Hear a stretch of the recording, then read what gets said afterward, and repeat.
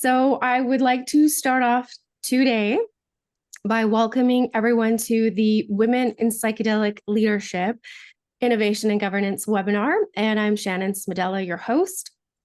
I have to say, it's such an honor to be here with all of you and all of these amazing women we have on our panel today to celebrate the extraordinary women who are really shaping the future of healing, governance, and science.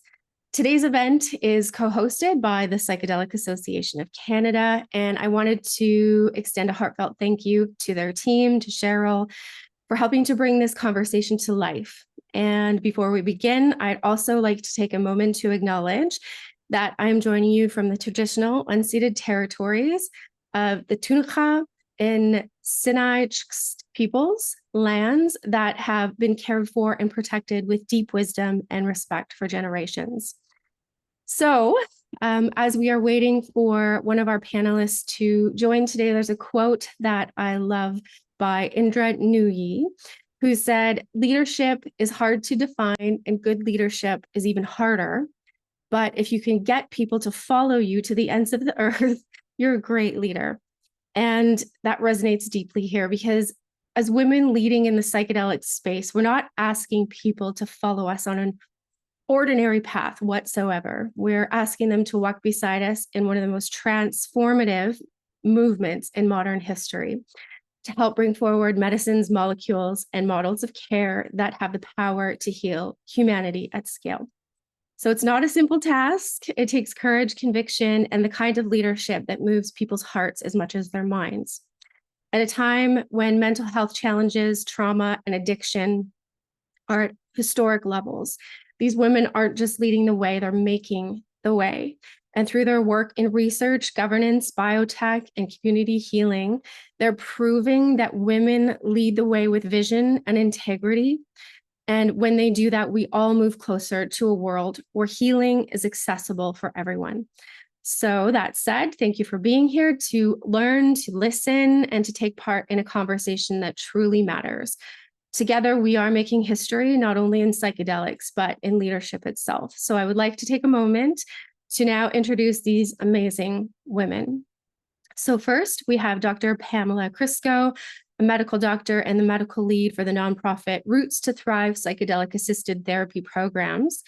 Pamela is also a founding member of the Psychedelic Association of Canada and medical chair of Vancouver Island University's Graduate Certificate in Psychedelic Medicine Assisted Therapy program. Her work has been pivotal in advancing research and care for PTSD, depression, anxiety, and end-of-life distress. So we are honored to have you here, Pam. Thanks so much for joining us. And next, we have Dr. Adi Zulaf-Shani, a biomedical research and development executive with over 20 years of leadership in the pharmaceutical and biotech industries. She's guided therapies through all stages of drug development and regulatory approval. And as the CEO of ClearMind Medicine, she's leading one of the most innovative psychedelic biotech companies in the world, committed to advancing safe, science-based solutions for mental health. Dr. Adi Zulaf-Shani holds a PhD in human biology and immunology from Bar Ilan University, Israel. Welcome, Adi. And we also have Mary Elizabeth Gifford. She's Chief of Global Impact at ClearMind Medicine. Mary Elizabeth works to bridge research, regulation, and patient care to accelerate the responsible development of psychedelic medicines for conditions long considered untreatable. She previously served as Chief of Global Impact at Science Biomed and led public policy at the Center for Mind-Body Medicine in Washington, D.C. She is also the chair of Global Wellness Institute's Psychedelics and Healing Initiative, and her thought leadership has been featured in academic journals and Spirituality and Health magazine, which described her as the most quietly influential woman working in psychedelics today. So we are truly honored to have you with us, Mary Elizabeth.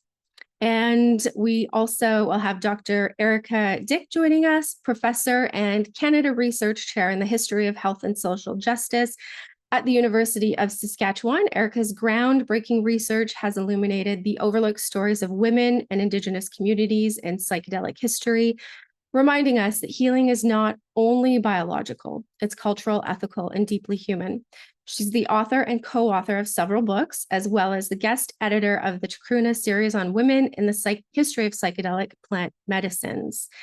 I'd also like to acknowledge Gillian Maxwell, one of the true pioneers of psychedelic policy and reform and harm reduction here in Canada, who is scheduled to join us today, but unfortunately couldn't be here due to unforeseen circumstances. Gillian's decades of work, including co-founding the Canadian Drug Policy Coalition and helping establish Insight, North America's first supervised injection site, continue to inspire us and this movement. And my name is Reverend Shannon Spadella. I'm honored to be your host today, and I've had the privilege of working in leadership and strategy for 2.5 decades and within the psychedelic ecosystem for nearly 10 years. I've been involved in nonprofit and advocacy work on the board of MAPS Canada, as well as UN advocacy operations and global partnerships with World Psychedelics Day. So to the speakers, thank you for taking the time, thank you for doing the work, and thank you for being with us. And to the audience, thank you for joining us, and feel free to add any questions to the Q&A section. We will be pausing in about 40 to 50 minutes here to answer those. So let us get into our first question here. It is for Erica. And just as a preface to the question, I want to touch on something that feels especially relevant to this conversation, something known as the Matilda effect.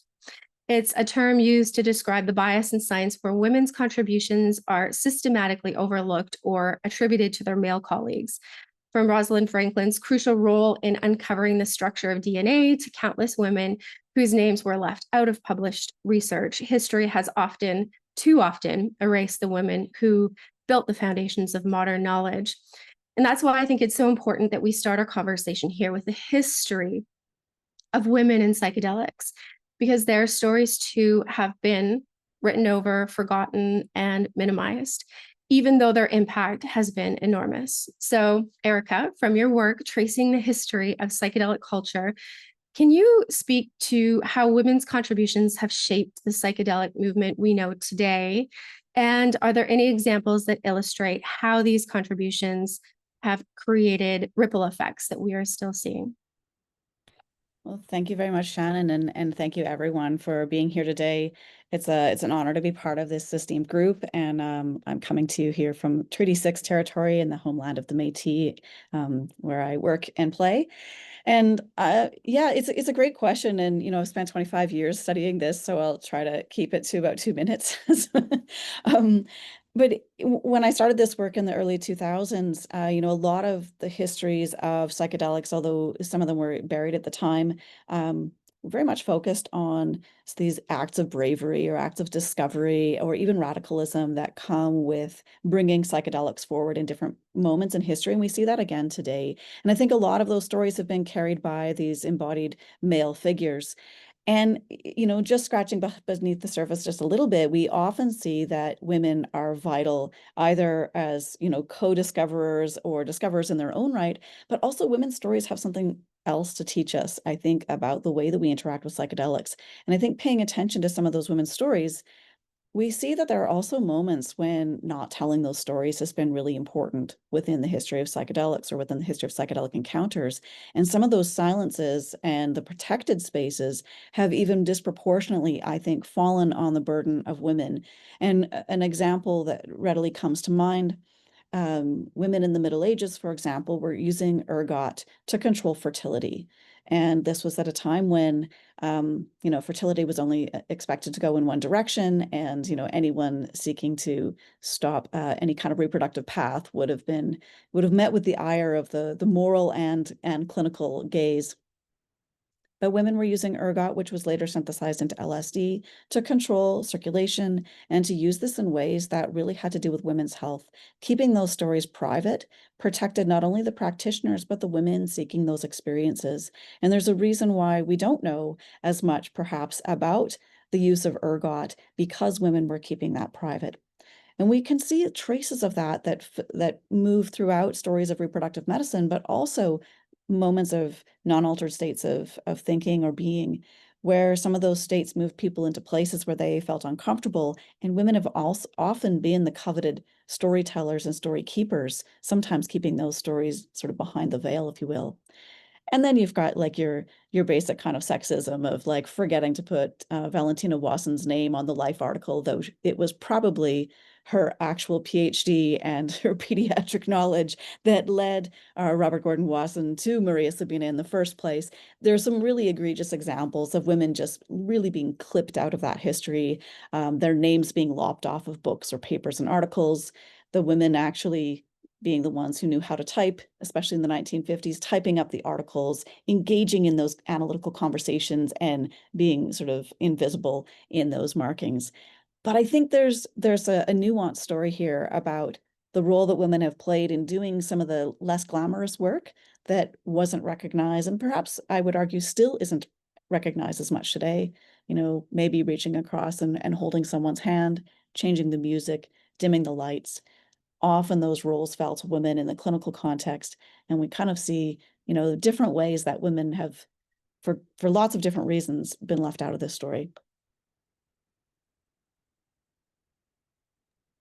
Thank you, Erica, for sharing that. That's such a valuable takeaway. And I think a lot of us feel that deeply. Does anyone have anything else they would like to add?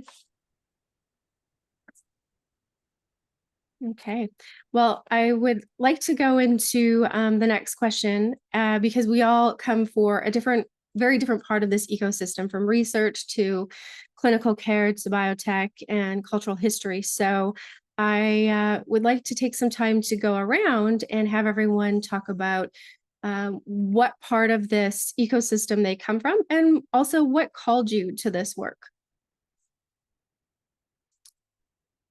So maybe let's see, Pamela, do you want to start first? Thanks. Sorry, I had to go off for a moment. Somebody's banging at the door. Yeah, you know, now I'm distracted. You'll have to ask the question again. I'm sorry. Yeah, we're just touching base on what brought you to this work. Thank you. Mhm. Yeah, so at some point, when I was, psychedelics has been part of my life for a very long time on a personal level. And at some point in my medical education, or in my medical degree, while I was practicing, starting to see that, the science was starting to look at it. And that it kind of bridged a divide on the personal, and then realizing, oh, these healing medicines might be coming back into use. And so following the data and following the literature and seeing what was happening out of Johns Hopkins really started, there was a lot of hope. I felt a lot of hope. I was like, oh, we might be able to bring these medicines back. And my first degree was criminology. So I already knew fully about the war on drugs and how ridiculous it was that we didn't have access to these medicines, and had followed, through the Supreme Court, access to cannabis, and how it was ridiculous that we didn't have access to these medicines, that these laws and policies had been passed that had taken these medicines away. So in some sort of way, but I think in medicine, we had a blind spot that they wouldn't come back, but then they were coming back. And so realizing with the patients I was working with that what we had in our toolbox could only get our patients so far. And that the promise of having yet another tool that really had a long history of use in medicine, and Erica's work has chronicled this so beautifully. Everybody should read everything Erica's ever written. It's so good. She is such a good historian, and she is always finding new nuggets. And if anyone needs to be read, it's Erica completely. And so knowing that what had happened before could possibly come back into medicine, I leaned all in and thought, how can we bring this back in for the benefits of our patients? Because our patients deserve the best treatment. And so that's what brought it to me in my current role, wearing a hat as a medical doctor. Thanks so much, Pamela. And I'd also like to take that back to Erica. It's a great segue. So let's hear how you came into this work in your research, Erica. Thanks, Shannon, and thanks, Pam, for the generous plug.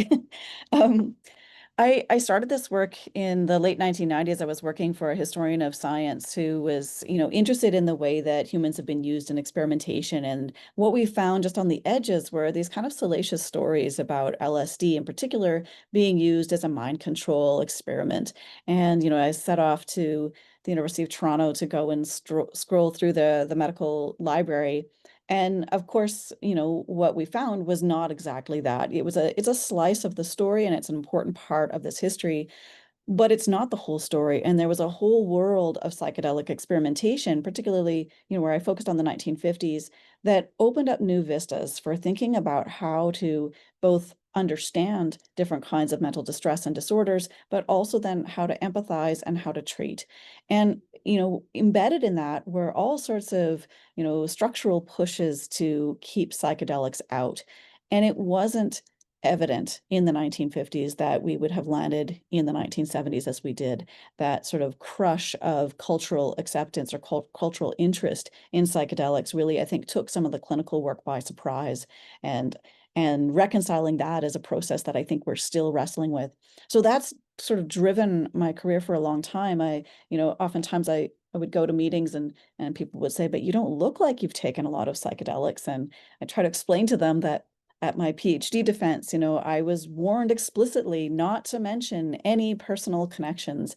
And the conversation was quite different, even in the early 2000s, about how we identify with this world, whether it comes to personal experience or whether it comes from this sort of intellectual curiosity. And I was very fortunate to have the opportunity to meet with some of the people who I felt were sort of groundbreaking leaders in the psychedelic community in the 1950s. So people like Humphrey Osmond, who coined the word psychedelic, Abe Hoffer, Duncan Blewett, who came up with one of the first manuals for how to use LSD effectively in a clinical space. And in each of those encounters, the story was quite different. They would immediately ask me, have you tried psychedelics? And I was looking at my contract that I'd signed with my supervisor and quite worried about this. And I think it's an illustration of how the conversation has changed about experience and empathy, and also the desperate need to open our minds to different ways of thinking and different ways of imagining how we can actually work together and help each other. And just because of the nature of this particular gathering, I must say that I naively went in there, with my notepads and papers ready to write up my dissertation. And it was almost invariably the wives who were sitting kind of off camera or off screen who were, helping remind their husbands about, like, actually, this was the date, or no, honey, it wasn't like that, or no, you were throwing up so much that I had to take over the meeting at that time. And it was that co-production of memory and knowledge that really inspired me to also think about where those women's stories have fallen out of the picture. That wasn't really an answer to your question, I don't think, but hopefully it's food for thought. Yes, thanks so much. So I'd like to also now go to Dr. Dee Zulaf-Shani. Dee, you're one of the, excuse me, you're one of the very few CEOs, women CEOs leading a psychedelic company in the space. So I would love to find out how you came into this work. Sure. So my story is a bit different. I'm coming from the scientific world and research. I did a PhD in research, and it always been kind of a dream for me to help people to be able to bring to the market efficacious treatments, safe treatments, affordable treatments. And I didn't start with psychedelic. I started with completely different in a completely different space. And I think that first I heard about psychedelics coming into pharma around 2019 or so, 2018. And I was fortunate enough when Clearman was generated in late 2021. I was fortunate enough to be asked to be the CEO of the company.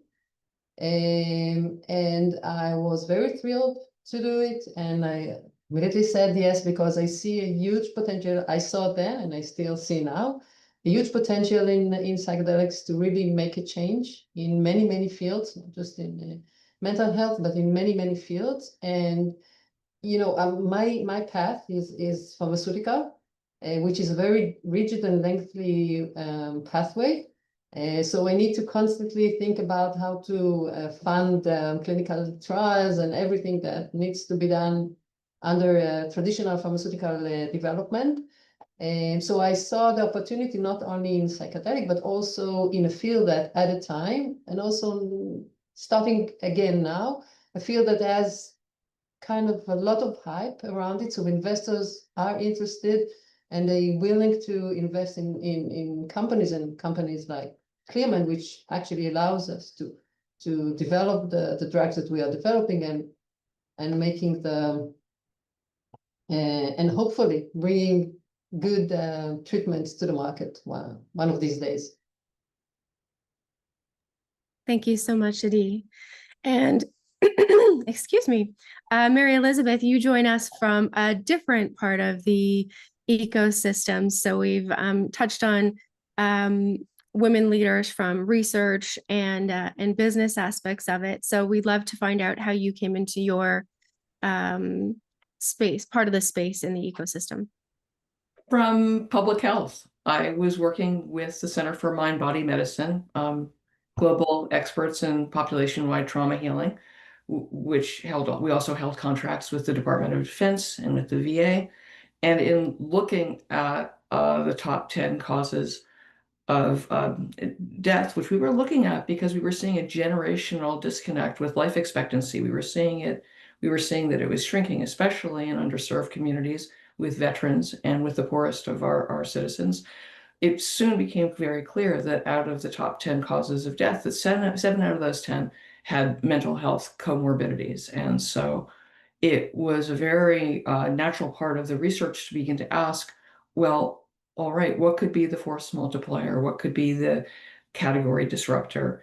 Is there the possibility that an alternative strategy for tackling these mental health comorbidities, could they bring a national benefit? Could they bring a global benefit? And all of our research data indicated that the answer was yes. So it was a very natural, it was a very natural trajectory to go from public health to the dynamic and very entrepreneurial and opportunistic and nimble commercial biopharma field, because this is the best way to be able to scale and find health justice, especially if you're looking at how can you make sure that it's regulated, safe, and accessible and equitable for all. Thanks so much, Mary Elizabeth. All right. So we're going to go on to the next question here, which focuses on the leadership aspect. So the question I have for all of you is, what does leadership in psychedelics look like to you, and how do you practice it in your work? So let's maybe start with Pamela. I get to go first again. Thanks. I've had thought a lot about this, is what does that look like? Because we have a very strong, like if we look at the world around us, what we see quite often in leadership positions is men. And leadership has kind of been defined by that, that what we see. So, and that seems to be, a lot of, when I look at my colleagues, equally balanced, is that there seems to be this more, get out in front modality and lead alone as a single person leading, and others follow. And we see that a lot in our society. But the way I have seen when leadership works really well is it's never a single person out front. It's really truly a strong collaborative. And Mary Elizabeth, mentioned this. It's never just the husband. It is the team that truly, shows up and has something happen. So leadership for me, and when I in the organizations I've been a part of where we've had really strong leadership, is it's many minds coming from many sides of knowledge, and all coming together and sharing that knowledge, and then moving forward with the best possible option, knowing that that pivot needs to happen all the time, that it's not singularly driven in a single, goal-based, here to there. As we know with psychedelics has never been like here to there. I work in therapy all the time, and we always say, you think you're going there, but really you're going to meander over here for a while, over there, and then over here and around and over there. And leadership is being able to pivot that way as well. But strong leadership is also a lineage, that you have strong ones ahead of you that you can learn from, and that you can learn from their mistakes. And they, in that strong leadership, they are humble. They acknowledge that, hey, I've made a lot of mistakes. I've screwed up a lot. What we see often right now in society that I think is not a good demonstration of leadership is the inability to say, oh, I was wrong. I screwed up. That was a bad decision. I've learned from it, because every one of us humans has screwed up and made mistakes. That's how we got here. We didn't learn to walk the first day we tried that, we fell down many, many times, and we do that through our whole lives. And so that leadership part is being able to say, like, I've screwed up.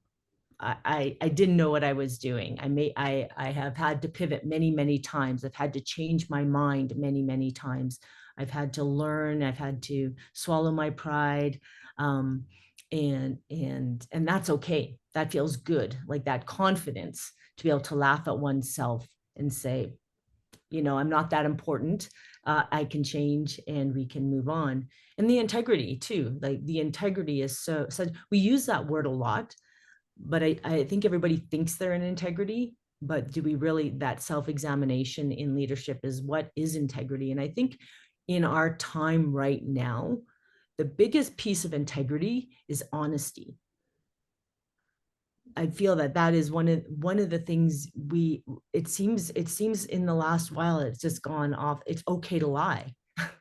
It's okay to misrepresent, and it's okay to, just change what is truth. And we're moving into a time where it's even going to be more and more challenging to know what is true. So in that leadership, what I see in that leadership, strong leadership, is that we are to a fault honest, like very truthful.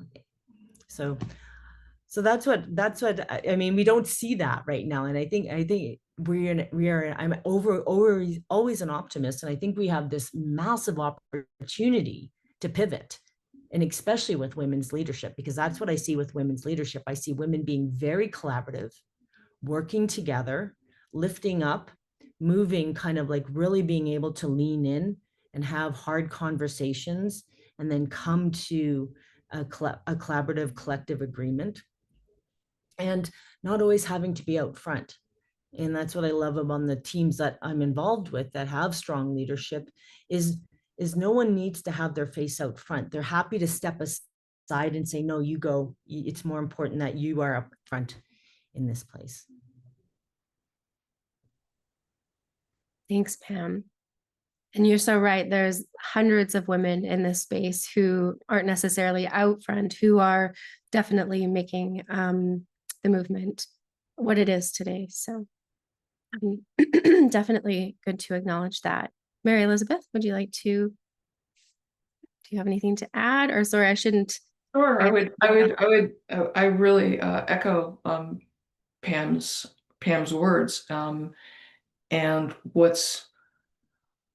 what might be counterintuitive is that when you emphasize, as she does, truth, traceability, transparency, in a time when there's very little of any of it, it becomes commercially like a very key value added. It goes beyond the very basics, and it becomes the standard by which the commercial field can really judge what's there and what could possibly be developed, and how their staff and their investors and how each other will be able to collaborate in a really honest way. And most importantly, it establishes accountability. And in a time of hype, accountability begins to matter more than ever before. And we have we have very little of it right now, and that which is there is highly prized, and it creates a different kind of a culture where when we're accountable to the truth, we also become accountable to each other. And if that doesn't really exemplify what women's collaboration has always been about, nothing else does. So just want to add my words to panelists. Thanks so much. Erica, do you have anything to add to that? Sure, yeah. I also agree. I think the kind of collaborative spirit is something that's really a key part of leadership today, particularly as we tackle some of these challenges.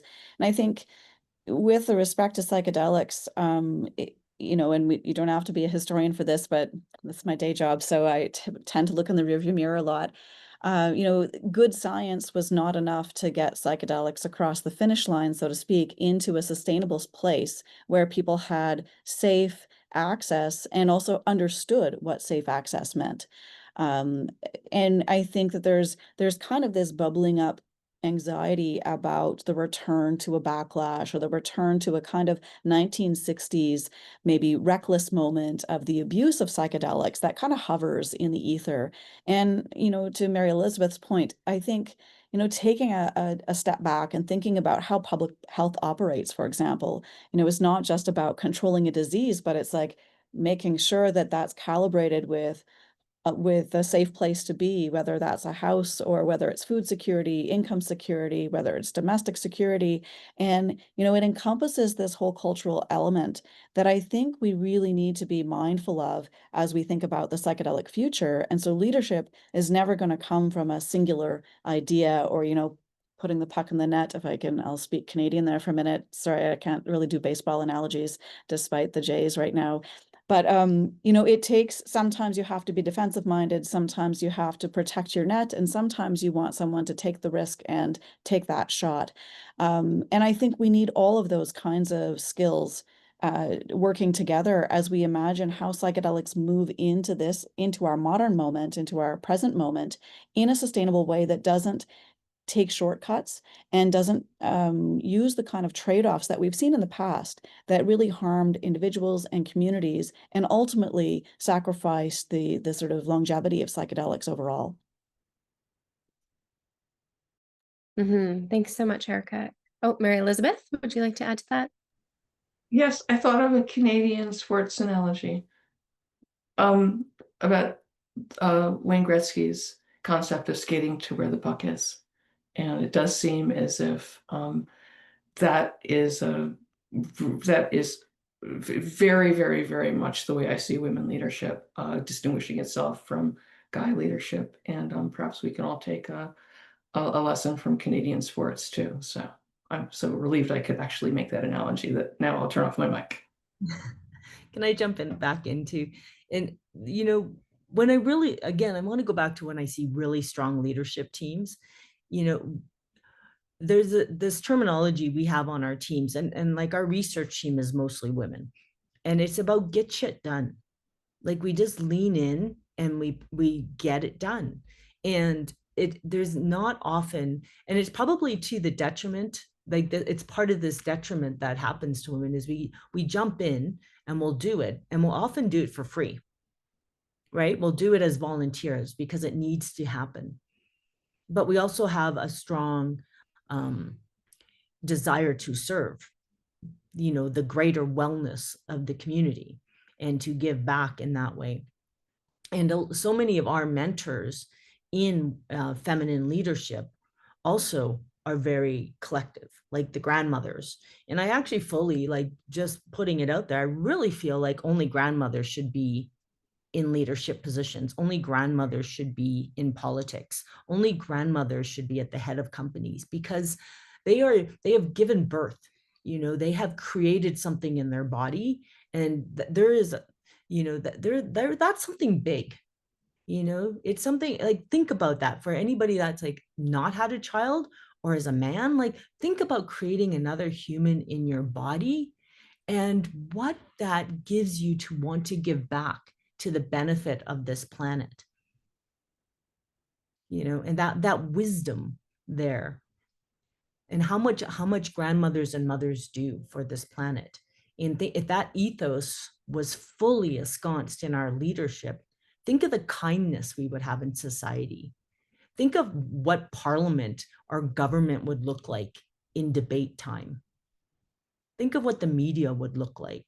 Think of how nicely pharma would move forward, because we would be thinking about how does this benefit and serve people. Like we would probably almost move to all nonprofit pharma if that happened. And the benefit would be reciprocal back into society. And I think if we're truly optimistic, we could actually do it. If we really wanted to say, that would be true leadership, because what is the benefit in leadership if it only benefits shareholders, or if it only benefits bank accounts and it doesn't actually benefit the community and the whole ecosystem on every single level of plants, animals, fungi, people.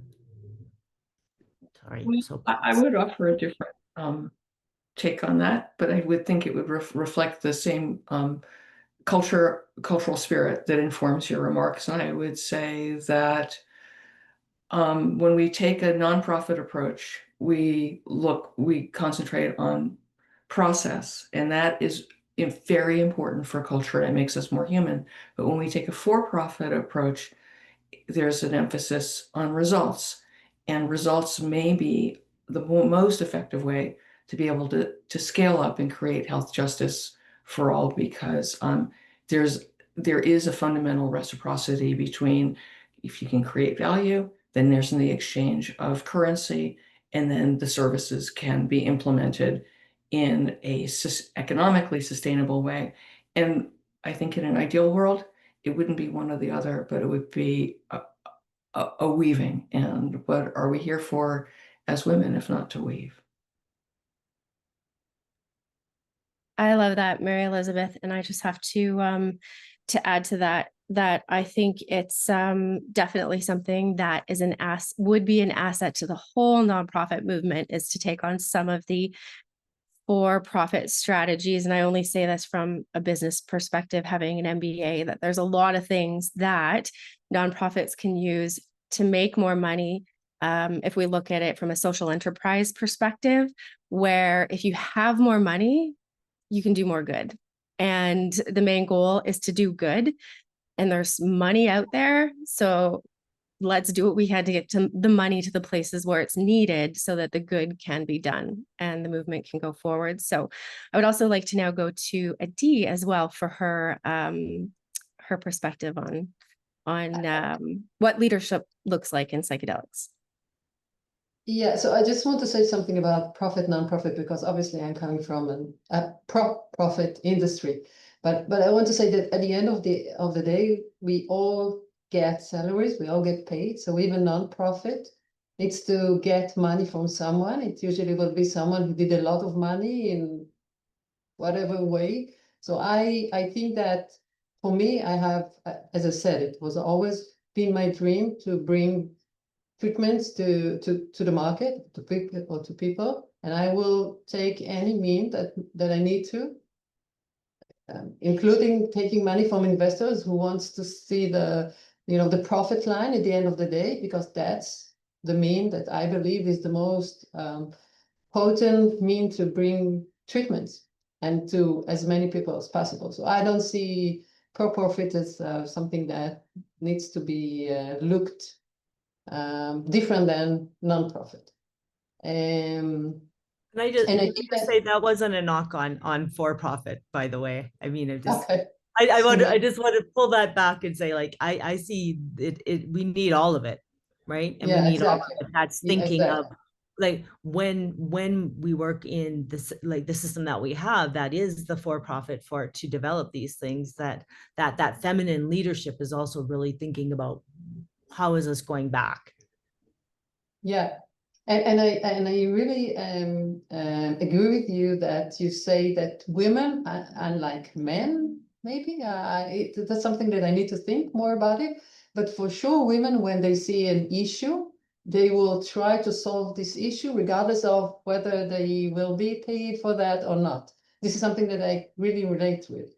So yeah, I agree, and I think that all the wonderful women in the panel summarized everything. I don't have a lot to add. I just want to say that one of the values that always led me is do no harm, because as I said many times, and probably I will say more time during the webinar, I want to help people, but first of all, I must see that I do not harm people. And this is something that really leads my way.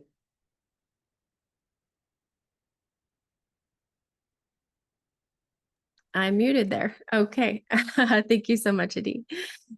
So there's one part I'd just like to quickly touch on one of the questions that was brought up in the Q&A, because I definitely want to make sure that we cover this aspect of the ecosystem. And Eve says, in many conversations on psychedelic leadership, the focus leans towards medical and research governed therapy. At the same time, there are sovereign and community-based spaces, often in Indigenous contexts, that exist in a kind of gray area outside of those formal structures. Could you first acknowledge these sovereign spaces as a part of the landscape, and then share your perspective on what women in these non-medical spaces can do to support community well-being, work with psychedelics responsibly, and honor ethical practices in those contexts? Or do you feel these things can only truly happen within the legal clinical frameworks? Would anyone like to touch on that?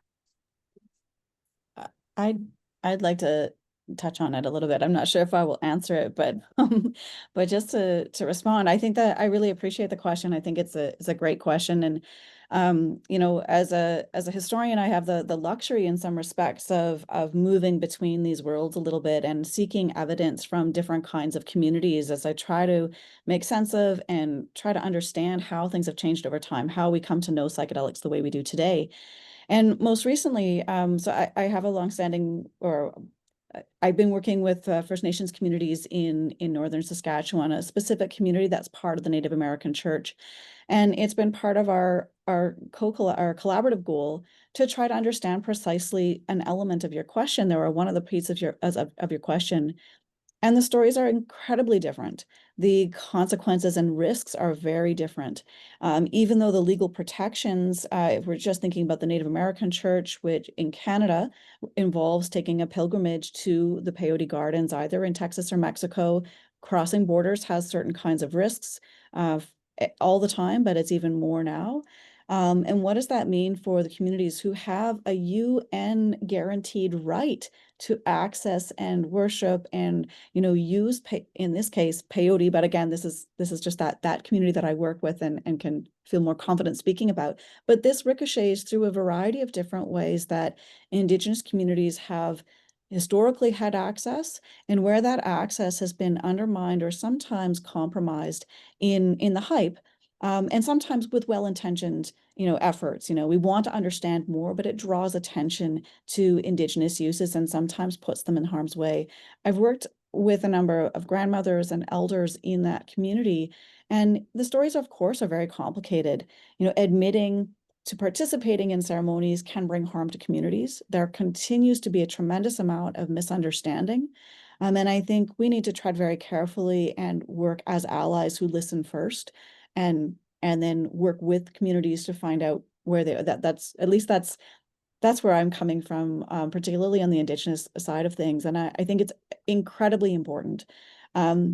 Also, in meetings that I've had with Health Canada, I know Pam and I have been at some of the same meetings in the past. You know, there are very different regulatory landscape for thinking about Indigenous uses and thinking about clinical uses. And unfortunately, I have not seen or witnessed a lot of bringing that together in a combined effort to understand what the implications are of, you know, changing one or even focusing on one and what that does for the other. So I think you're right that a lot of the conversation seems to be focused on, I guess I kind of picture it as like a Trojan horse analogy where, you know, if we put all our, well, we put, you know, Roman men, I guess, in a horse, but if we put our eggs in the clinical basket and assume that, like, once we get the evidence from the clinical side to prove that these are safe, if that is the goal, then everything else can come later. And what I say as a historian is that I think that's wrongheaded. I think that despite having good science and despite whether it's profit or nonprofit, having good evidence in one area will not necessarily mitigate the harms and risks that will accrue in other areas. And we see often those harms and risks creating disproportionate burdens on Indigenous communities. And if we look at, I'll pick on the psychedelic 60s here, a lot of women carried the burden of raising children with estranged husbands who were either jailed or disappeared, or, there was a variety of ways that the backlash of the 60s also had a disproportionate impact on women carrying the burden of kind of maintaining life in that Prohibition era. There were some acute examples. We can look to the Grateful Dead for examples here of which women. There was a daycare behind stage, apparently. Anyway, there were a number of women who were literally carrying the burden of that movement through Prohibition. I think these are really important stories to sort of keep in mind as we try to maybe balance where we look for evidence to think about where we want to point the psychedelic future. And I think we need clinical evidence, but I think we cannot only focus on clinical evidence, and we must listen to these other communities and look for elders. And I say that with a small e here, First Nations elders, of course, or Indigenous elders more broadly, but also elders, women with experience, even men with experience, who have lived through the Prohibition era and have something to say about how they work to keep communities safe during that period.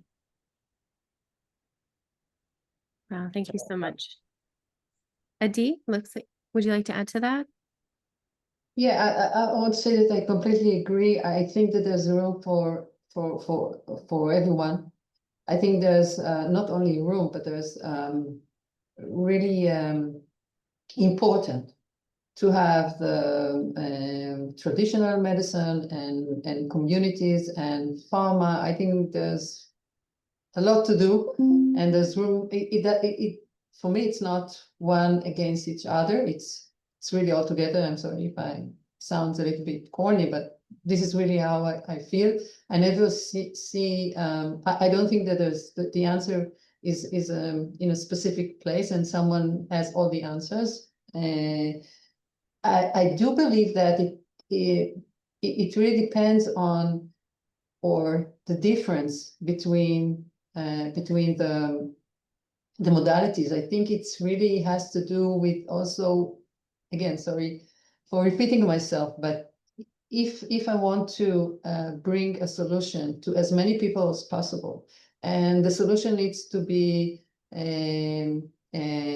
affordable and accessible and safe and effective, and it has to be it cannot, a dose need to be a dose that's pharma place because you can get to millions and hopefully billions of people through the traditional medicine. So I really believe there's place for everyone, and everyone in this around the table has a specific angle or specific aim that he has with psychedelic and where he wants to be. So I completely agree with Erica.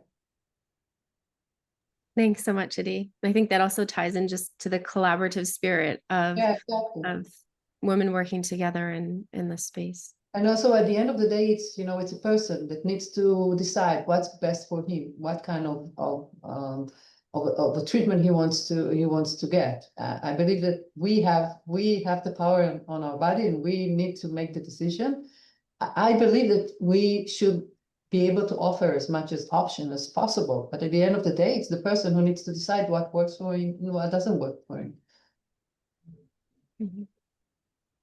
I love what you've just said. I feel that exact same way. And to the original question, I think we absolutely have to find a way in all of our countries to make sure that Indigenous people have the rights to their medicine and that they're not taken away. I actually didn't mention at the beginning, but I'm in Watla right now, where it's the women, the Sabias, the knowledge keepers that hold the medicine here so strongly with the Mazatec people. And I wish that for all folks across the planet, that they have access free from persecution and free from rules that are not needed.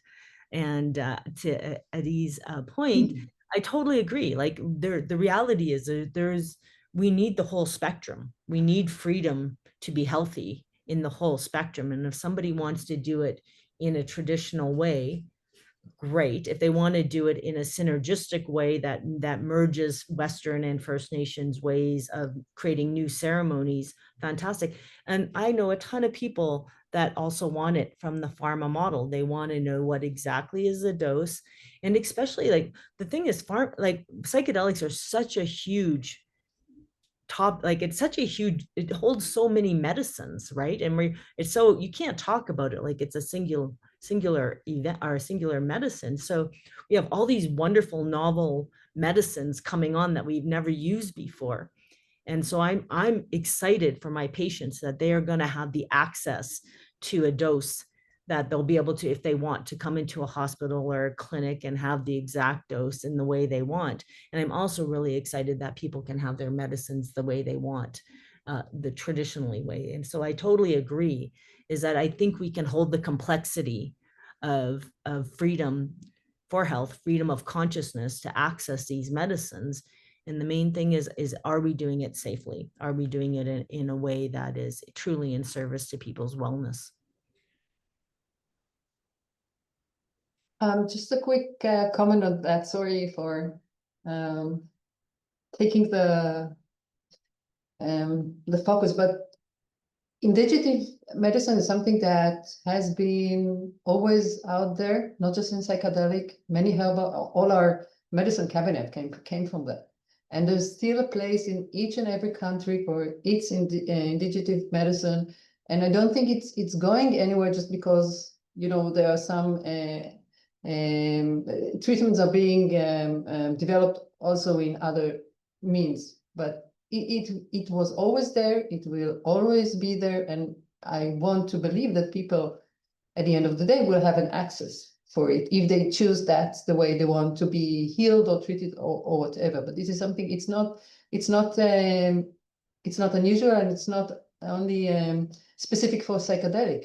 It's where we started, it's where pharma started. So I do believe, as I said many times, that there's really this, a place for the entire spectrum. Thanks so much, everyone who's contributed to this. And Pamela, I'd like to just touch on something you said. You mentioned the word right, and Adi, you mentioned the word access. And if we look at the UN Sustainable Development Goals, health and well-being is a human right. So whether we access that through traditional medicines and people being able to use those medicines legally, as well as pharma, allowing the medicines to be able to reach millions, we right now know that there aren't as many effective medicines as there should be for the prevalence of the mental health conditions that we have in society. So by bringing these medicines forward, it's a right that people have to be able to have healthcare and to be able to have well-being, whether we do it through pharma or whether we do it through traditional medicine. But like you said, collaboration and connection through everything will bring those goals forward.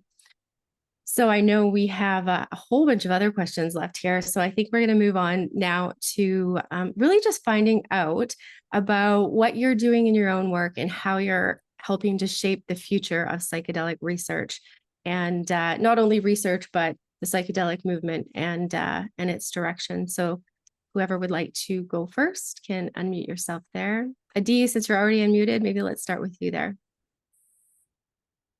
So I don't know if I mentioned, but we are a pharmaceutical company. Just joking, but for me, we have chosen the FDA pathway to develop anti-addiction treatments. Because as I said, I believe that by working and meeting the rigid standards of FDA and other regulatories around the world, that's a good way to make to develop treatments and make them approved, because as mentioned many times during the discussion, having good science and good facts is not always enough. You need to persuade the regulators that what you're doing is actually good, and safe and effective. And also for patients or for volunteers who participate in the clinical studies to provide data that was collected under GCP conditions to make sure that everything that we have seen and everything that of the results that we obtained were obtained as they should have been obtained, that people really agreed to participate in the study, they were not forced, et cetera, et cetera.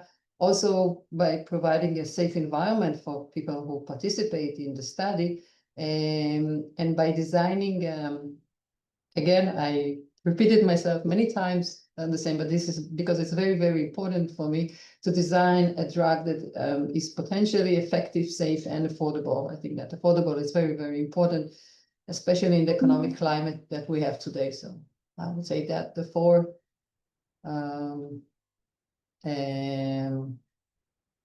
principles that direct my work at CleanMind.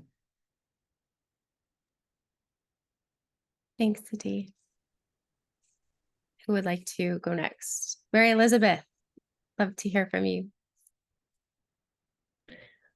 Well, anybody who's read Erica Dick's great global history of psychedelics knows that Haight-Ashbury started out as the capital of psychedelic energy in America and maybe even globally for a while there. But in recent times, in a very counterintuitive turn of events, Washington, D.C. has become the psychedelic capital, not just the U.S. capital. And despite all of the other developments, which we all feel concerned and ambiguous and ambivalent about, there is a remarkable sense of willingness to be open to the possibilities, to try new things, to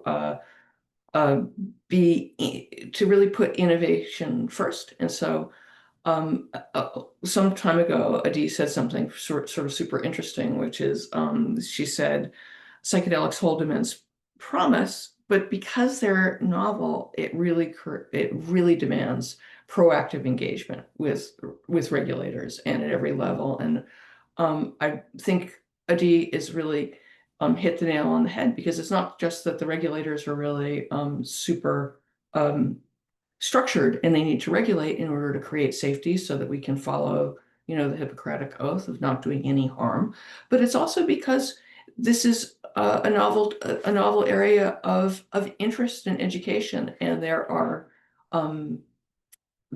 you will find psychedelics now being dosed to active duty military by the U.S. Army at Walter Reed, which is our big military hospital. You'll find psychedelics in cabinet meetings at the White House. These are live streamed, as we know. There's a lot of coverage of that sort of thing. You'll find psychedelics at the VA, and what is most interesting about this, including the new psychedelic caucus at the U.S. Congress, is how much of a demand there is for information. So that means that Pam's work is incredibly important as far as democratizing information. It means that Erica's histories and cultural background are in demand, and it also means that evidence-based science and an understanding of what executives who are also PhDs, as Adi is, are in demand. So my job is really to work building those bridges of information between research, regulation, and patient care, so that we can speed the process and help the patients. Thank you. Would anyone else like to add to that, or direct their answer to the question as to how they're helping shape the future? I can jump in. So we've really, our team, again, it's never me, it's always our team. We're at Roots to Thrive. So Roots to Thrive is a therapy program, and that's where we're focusing our efforts. So we do mostly group therapy, and what we've been doing over the last 6-7 years is innovating how we bring in these medicines with guidance from Indigenous elders. And so how do we bring in ceremony and ritual that nourishes mind, body, and spirit, along with the Western safety elements that are going to be required And we keep innovating that in our Roots to Thrive therapy program. And all the hard work that all the research is doing to get these medicines over the finish line, fortunately, we're kind of already over the finish line by doing the therapies, because all the work that pharma is trying to do to get these molecules and medicines ready so that we can legally give them and have them in our society, we're already giving them. So we're in kind of in this, we're already doing what everybody's trying to get to. And the beauty of that is, as a collaborative team, is not only are we quantitatively publishing the outcomes of what happens in Roots to Thrive, so more prospective observational research. So our whole team we're publishing on that, but then we're also publishing on more the narrative, the qualitative. What is the participant's experience of the therapy and their healing process, and how can we do better? So how can we do better bringing both these systems collaboratively, synergistically together in favor of the patients? And as a result, we have 13 women that are on a collaborative research team, mostly unfunded. Again, this goes back to this, what's happening with women, like mostly unfunded, but because the research is so important, we keep working together, lifting each other up to get the data done and hiving on getting these outcomes. And it's moved the bar a ton. Like our data is cited all over the planet. It's helped other countries legalize and move their work forward. And we're also really focusing on this strong mentorship and research. Where there's tons of women in research, but there's not a ton of women leading labs. So often if you look behind the name at the front of the research lab, you'll see a strong team of women behind there. And so really trying to push women's forward to make sure that they're the first author on papers so that they can start building their academic careers forward and be resources to make all of this safer. So basically doing great research, doing great therapy, but also knowing we're not done. Also being humble in knowing that we have so much to learn and we want to keep learning and we want to keep improving so that when all these medicines really fully come on board, we have a lot of great processes that we've learned from our elders. And also culture's always advanced. So what are the new innovations that we can do and bring into this? And maybe we'll even find some new wows on how we can promote human wellness even further. Erica, would you like to? Yeah, sure. I've been kind of fascinated with, the role of the psychedelic humanities in this space, and, not just for fun stories on the side, but, what can we bring to this field, and, how can we do our part to, move the needle forward or like help with the sustainability of psychedelics. And to that end, I've been working with a team, and I'm just going to totally plagiarize Pam here and say of unpaid women. We're unfunded, but we're full of passion. So for now, it's just a group of us who are trying. We've kind of conceptualized a project that remains, a bit frayed at the edges, but perhaps in a way it addresses Alex's question in the chat as well. What we want to do is look at the different kinds of bodies of evidence, and we've chosen 4 areas where we want to look at evidence around safety and risk and how that has changed in the conversations about psychedelics over time. So one of those spaces is in clinical protocols, clinical care, and we've kind of got a global perspective, but of course we tamp down into particular jurisdictions and follow the legal protocols that are in place. But we also want to understand how members of the underground have been developing their own protocols, and maybe that's not even the right word, but their own culture of care. How do people in a sort of underground space, and that's something we're still defining, but we're looking to people who are providing therapeutic services today, but also those who have in the past. How did they define risk and care? At what point would you intervene and call, a mainstream hospital? At what point are the police involved? These sorts of things to try to understand how people make trusting decisions about which areas to go to for their psychedelic needs, we'll say. Ceremonial care is another one. And this is where we're partnering primarily right now with the Native American Church, but also with women from the Sierra Mazateca. That's a different part of the partnership. To understand how people understand these contexts understand care and risk, and even protocol or ritual, which has its own embedded ideas about, we might say, safety, but how do you take care of each other in a ceremonial context? And the rhythms of that are quite different. The language around it is quite different, even if translated into English. But there's some similar contours as well of creating spaces for, we haven't said these words yet, but set and setting, of course, matters tremendously, and how that gets amplified in these different contexts, and how people make decisions about whether or not to engage, how much to engage, whether that's doses or, the choice of which psychedelic substance. Those are the kinds of questions that drive this. And the final piece of this, it's a 4-part proposal, is to look a little bit more at the commercial space. And this has been a kind of fun project right now. Anecdotally, we just have a group of us around the world who, walk into head shops or, places that are primarily selling cannabis, mostly legally. Like, we're not going into dark alleys or something like that, where these are commercial places with billboards outside saying, we sell this, and we just ask about psychedelics. And it's been a fascinating, just tiny little snapshot into the conversations that are taking place in our communities, some of which have historical origins and some are quite new and a kind of flash in the pan, perhaps.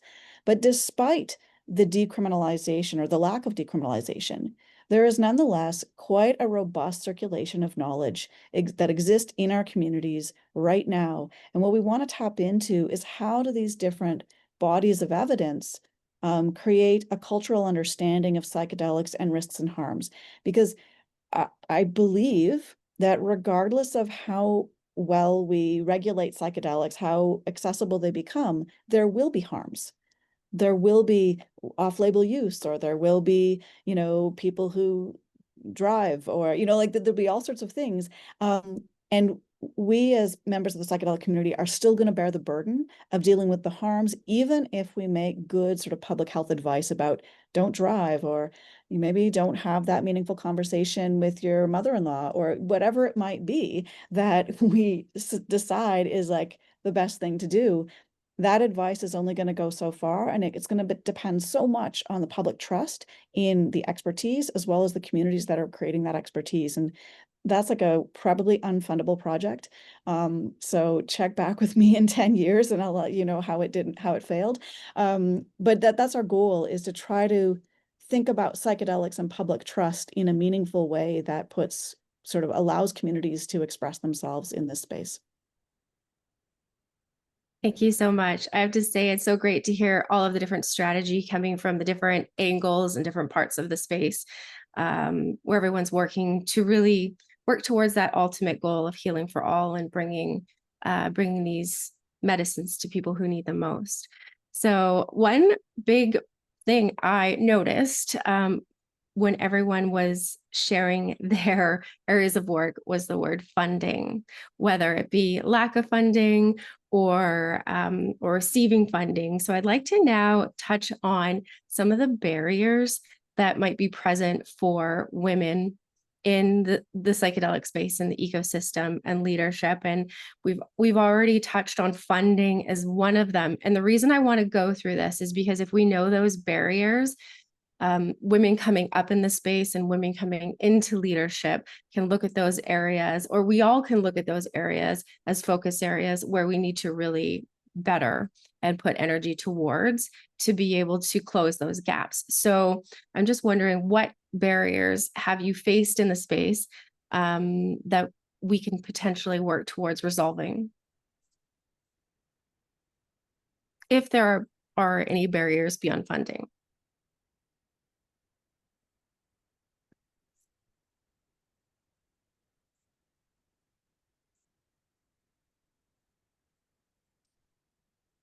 Would anyone like to go? No takers? Well, you know that money is a taboo subject for girls. How can you bring this up? Ask us about our sex lives instead. Please, Shannon, give us a break. I know this funding is so important. And we know in the venture, even like the VC world, women are way underfunded compared to men. Like, great ideas, that a woman VC brings forward won't be funded, and if she goes and finds a guy and brings it forward, it gets funded. Like this has been studied up the yin yang. So I don't know what that is in society that doesn't fund women. And for like speaking, I think this will resonate with Erica too, is, it is really hard to fund research. Like, it is really hard to get that money, and we're all competing for the same money. And you often spend way more time writing grants and asking for money than the amount of money you get. And so, I would just say, and it's not your question, but I'm going to go off in a different direction. I would just say to those of you out there that are philanthropists and want to move the bar forward and want to get the most bang for your buck, fund women. We will do a lot. We will get the shit done. And open the wallets, and I think it's time also to do open-handed giving.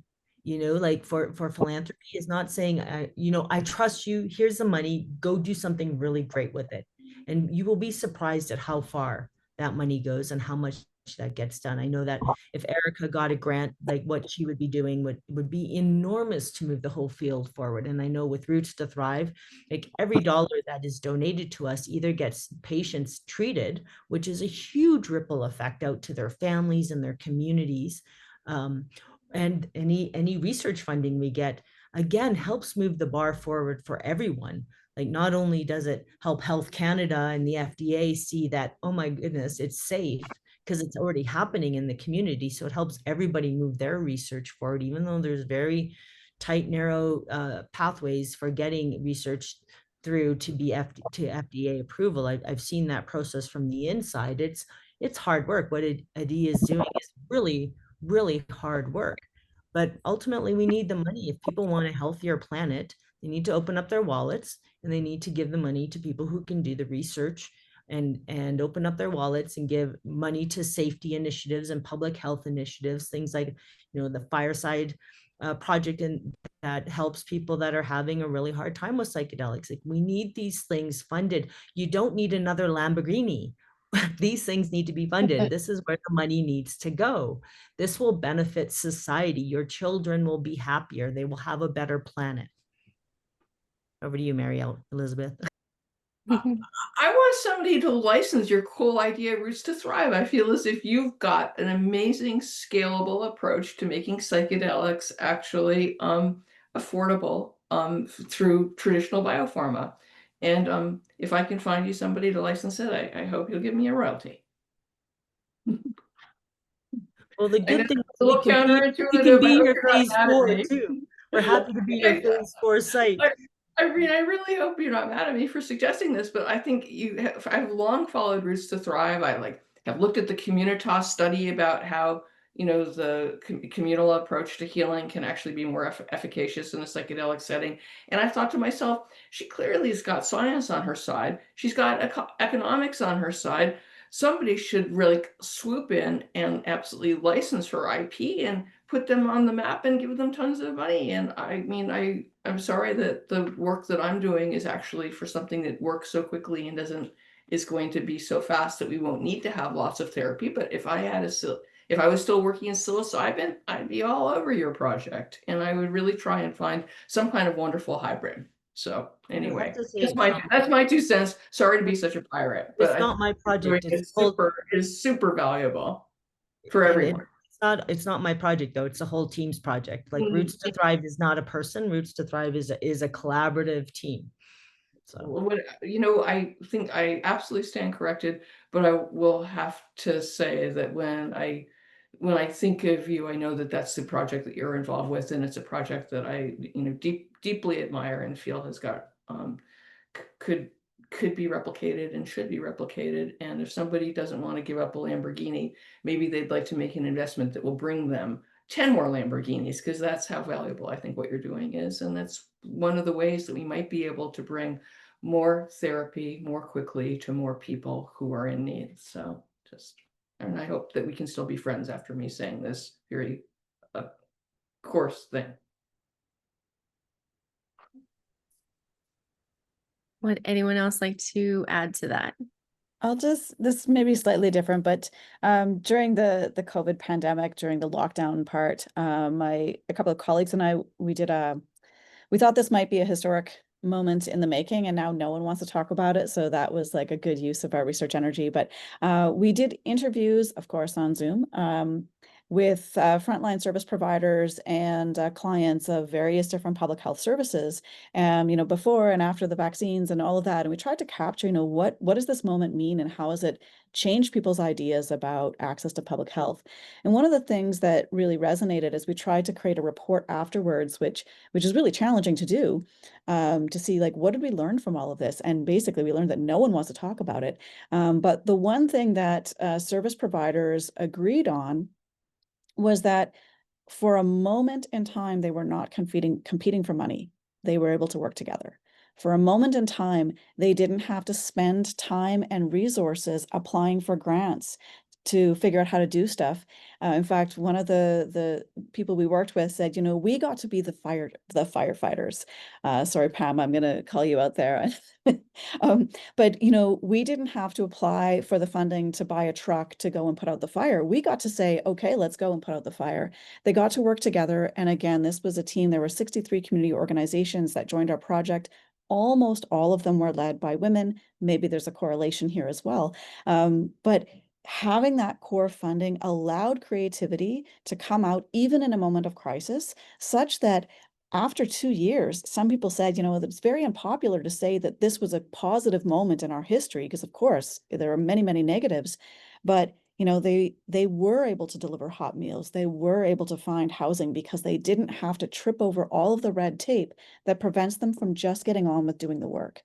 And I think it's something that really resonated with me as, that funding piece, wherever that funding comes from, whether it's the, 10th Lamborghini or, a raise in taxes, there are ways that funding can turn the taps on for creativity and can move the needle in really profound ways if we just have the courage to let that happen. Thanks so much, Erica.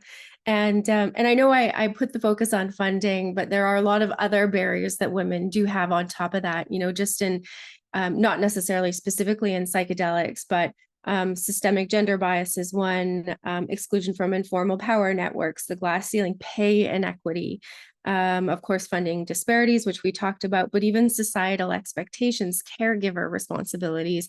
How do you run an organization as a mother? So there's a lot of other barriers that women face when it comes to business. And Adi, I have to point this out, your organization, and I think Pam, you said as well, for your team, it's made up of mostly women. So I have to say that that's absolutely amazing. So I wanted to come to you and just, ask how you deal with any of those barriers or barriers that you've had as a woman leading a public company. So I have to say that I was quite very fortunate in my entire career. That is not my first position, but I was very fortunate. I can say that I experience any barriers because I'm a woman. But as a woman CEO, I do try to work with as many women that I can. I think it has a lot to do, a lot of the burden or the need to change, it needs to come from us. We need to start the change, because men will not make any change. They are quite good the way it is now. So I do try to work with women. I like to work with women. And also funding. I think that unfortunately I cannot say that it's very hard for me to bring money to the company because I'm a woman. It's very hard to bring money to the company in this industry and in pharma, in psychedelic, even more so. But I do have to say that when I'm in front of investors, when I'm meeting with investors and I'm sitting in front of investors, because my background is science, I'm not a financial person. I don't understand much about finance. And I speak about science. When I present the company, I present the science behind the company and mechanism of action and stuff like that. They listen, and I think they even appreciate, hearing from a CEO about the science, not necessarily about cap table and how much we burn in a quarter, because this is something that we are a public company, so everything is publicly available. Whoever wants to open the document and read it. So again, I have to say that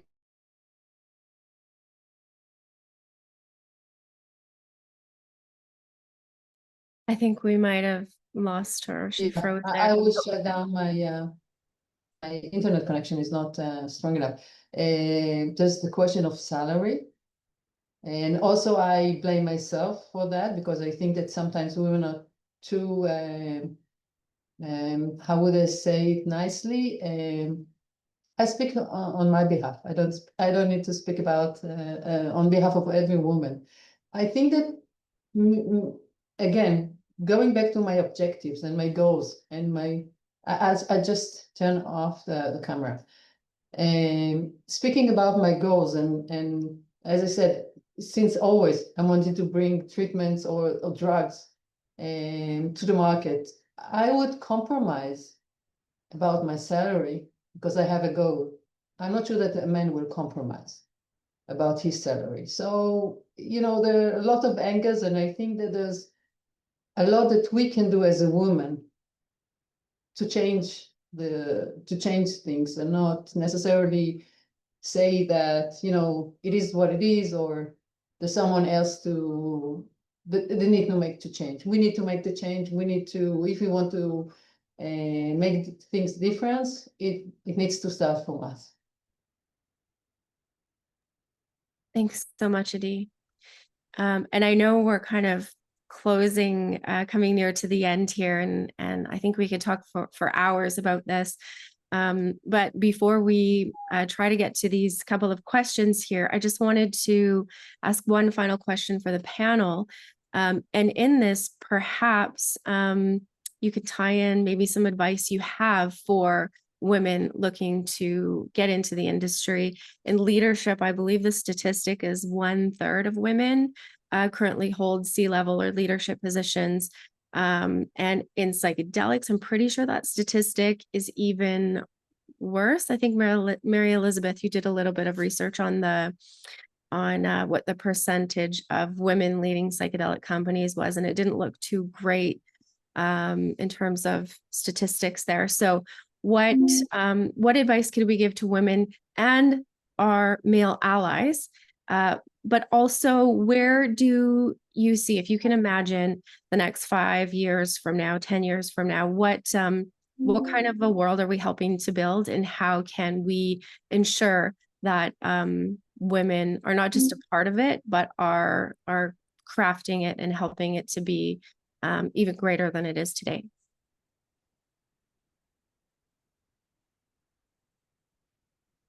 Who would like to go first? Erica? I'll start. I've been really fortunate to have grown up in this space, and I have great colleagues, as as evidenced here. Pam is my marketing agent.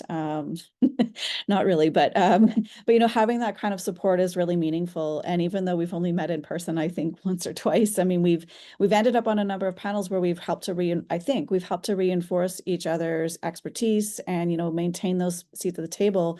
And in this position, I look forward to helping to create other seats at the table and looking to other women to bring forward, lifting as we climb. It's that team-based mentality. And, one quick example, again, during COVID with, kids at home, start a COVID archive project, and I couldn't go to the archives that I had intended to do. So I hired translators and helped a number of women working in other places around the world bring some of their first articles online. Some of that was showcased in the Global Psychedelics book. Some of it ended up in a blog series. But, if it weren't for that opportunity where my funds were literally going to atrophy, I was like, wait a second, there are all these people doing these projects and they're trying to get a break. And so, there are opportunities that don't take that much creativity and don't take that much courage to really just open those doors, widen the platforms, share the microphone. And that's something I really look forward to doing, because not only does it help build the community of women, but as has been on evidence here, on display here, you know, having those creative voices at the table is just going to continue to move the needle forward. Thanks. Would anyone else like to add to that?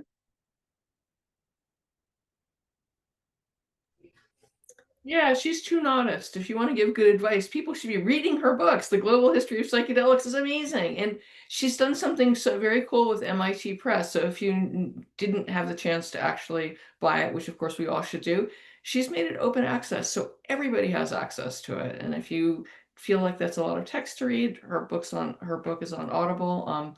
Make sure that you've got really good news sources so that you're fully equipped. So I say for business, Josh Hardman; for culture, Tricycle Day; for all around news, Lucid News; and for harm reduction, Jules Evans. We all need our own. Gary Snyder, the poet, once said that in the absence of elders, we need kivas, but in the absence of kivas, which very few of us have because we're not First Peoples, there are libraries. And if we don't have a library, this is a great way to start to begin to build one. And that will be one of your strongest friends as you go into the space. And as far as allyship, you know, to quote Biden, come on, man, be a capitalist, make the best choice and make the best invention with the smartest idea and search for talent. And that's why one of the reasons why I feel as if economic sustainability can be a very good friend to the women in the field, because when we look for the quality rather than the stereotype, we find that we can make a real impact economically. So that would be my advice to our new colleagues coming into the field together. Thank you. Pamela or Adi? Yeah, I would add, I love that advice.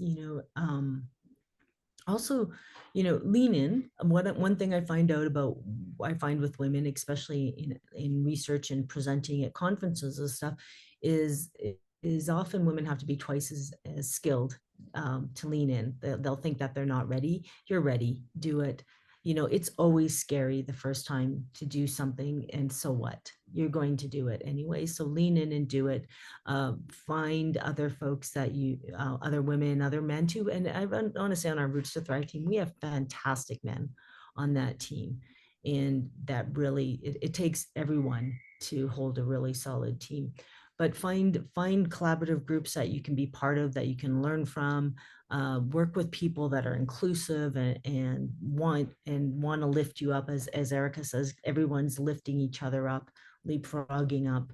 But don't wait, lean in, don't wait for the invite. I think that's the main thing. And then when somebody says you ought to do this, listen to them, because if they have faith in you, have faith in yourself and move in. You don't have to be twice as good. You just have to be ready to take the leap. You're going to screw up. You're going to say the wrong thing. You're going to embarrass yourself. You're going to put your foot in your mouth. You're going to go have vulnerability hangover. That is normal human being stuff. So just jump in and do it anyways, and go after the life you want. Great advice. And Adi? I would give the same advice as I give myself. Some days that I don't have the power to face another work day.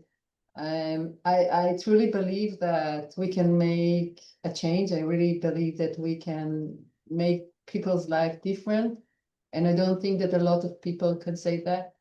So whoever think about joining the space, you can make a change. You can really affect lives of people. And that should be enough to step in. Thanks so much, Adi.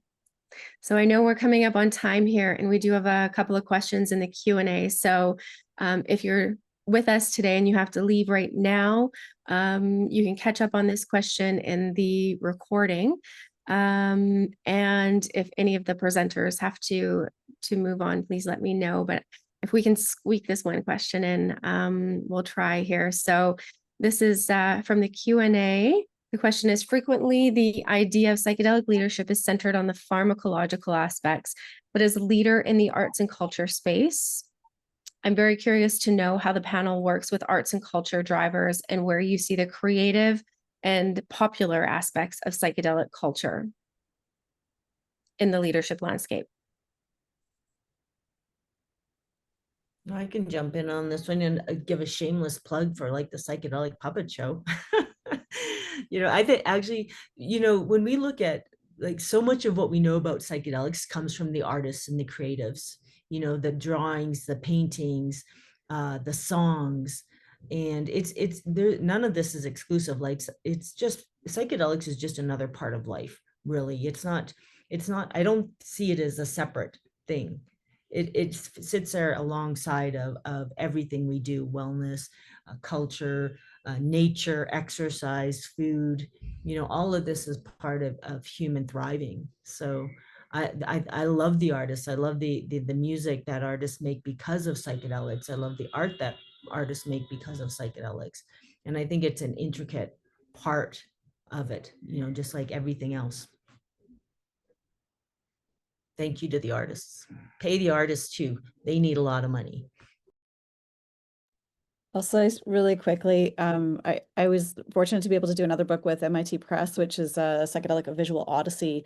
And it was a very humbling experience where, I had to get rid of my words and, tell a story using images. And that, of course, plunged me into a world of collaborating with artists. And it was both a conscious decision and also just because, I chose the best art, that it turns out I profiled a lot of women artists in this space.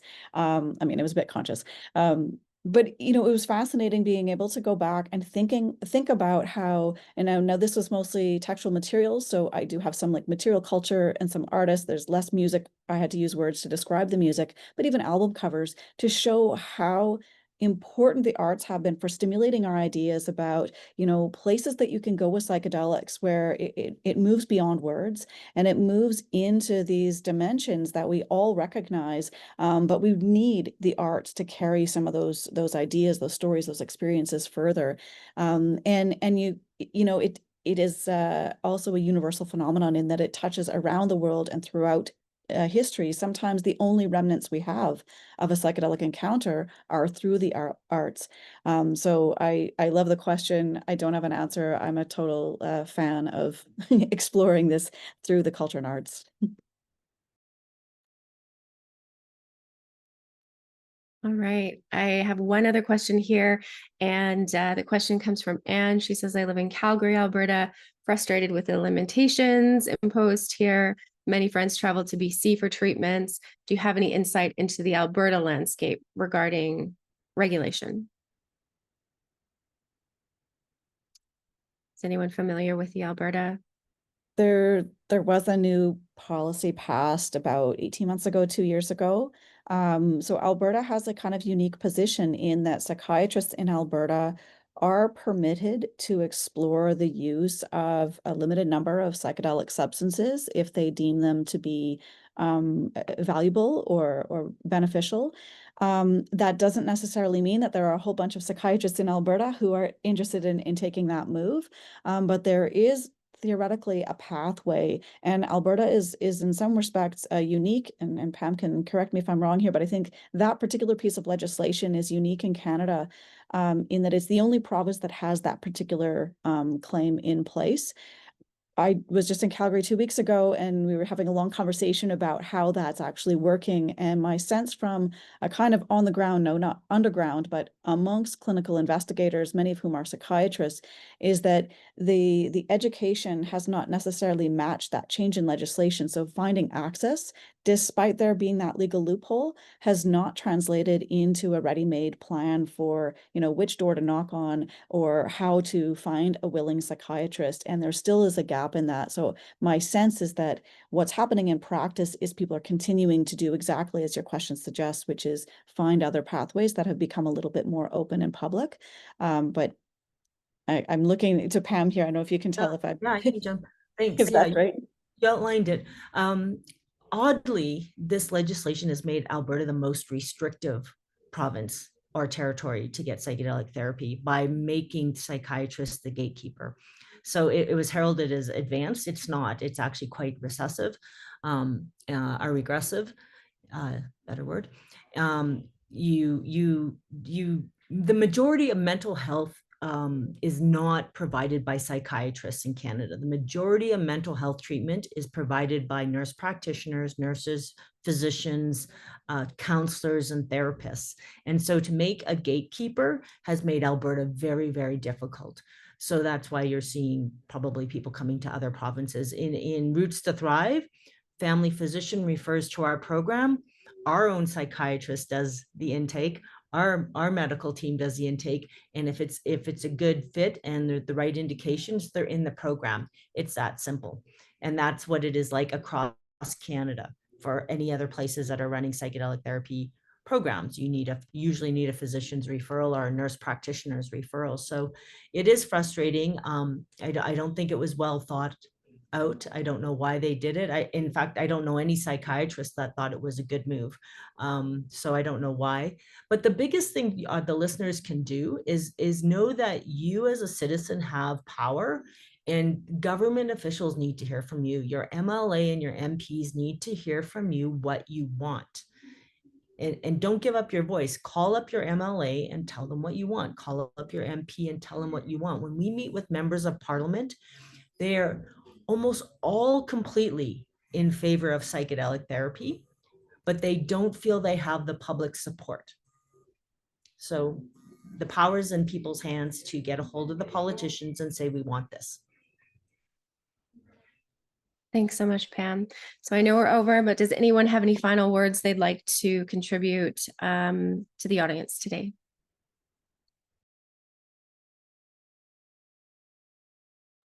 Thank you for being there. I would echo this. Thank you for being there, but also have to say that I'm very optimistic. I see a bright future to the field, so hang on there. We will get there.